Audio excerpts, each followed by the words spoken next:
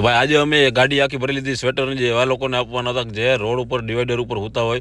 તો ભાણવર, જામજોધપુર, વેરાડ આ બધો એરિયા લઈ અને આજે અમે નીકળી ગયા આખી ઇકો લઈ, અને એમાં સાથે મોજા પણ લીધા હતા, નાના બાળકો મોટાના સ્વેટર, નવા મોજા એ બધું લઈ અને અમે નીકળી ગયા 100 કિલોમીટરના ડિસ્ટન્સે જામનગરની અંદર. આજે આપણે આખું જામનગર કવર કરવાનું હતું. રસ્તામાંથી ગાડીમાં ગેસ પુરાવીને સીધા બસ સ્ટેશન, રેલવે સ્ટેશન અને આખા જામનગરની અંદર આપણે રાઉન્ડ માર્યો છે. ઉદ્યોગ એરિયા જેમાં કોઈ વસ્તુ બાકી નથી રહેતી. બધી જગ્યાએ જ્યાં પણ લોકો અમુક જગ્યાએ સીડી નીચે ઠંડીના કરીને હોતા હતા, જેને પહેરવા કાંઈ નહોતું. આ તમે જોઈ શકો છો. આવી હાલતમાં ઘણા બધા લોકો ભાઈ રોડ ઉપર રખડતા હોય, તો આ બધું તમારા પ્રેમના હિસાબે થાય છે.